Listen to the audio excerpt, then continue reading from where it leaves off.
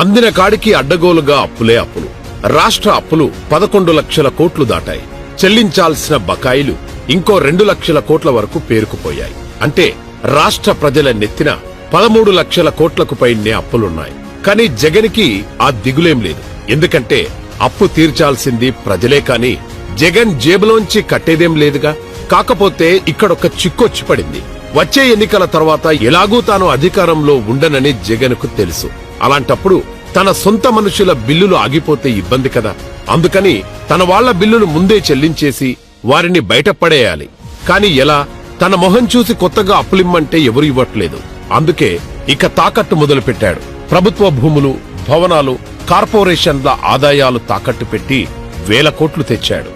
సచివాలయంలోని 5 బ్లాకులను హెచ్డిఎఫ్సికి తాకట్టు పెట్టి 385 కోట్లు తెచ్చాడు.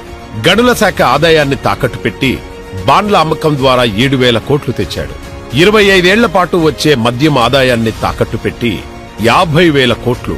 వైజాగ్ లో 13 ప్రభుత్వ ఆస్తులు, భవనాలు, భూములు, కాలేజీలు తాకట్టు పెట్టి 25,000 కోట్లు. రోడ్లు, భవనాల శాఖ ఆస్తులు తాకట్టు పెట్టి 7,000 కోట్లు.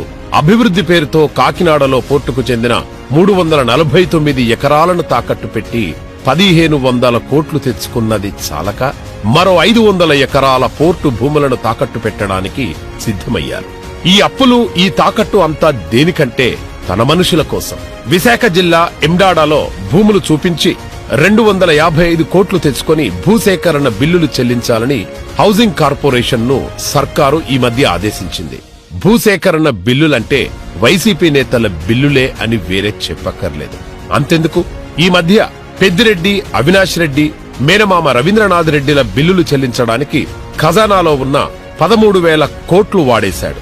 తీరా చూస్తే పింఛన్లు ఇవ్వడానికి డబ్బులు లేకపోయాయి.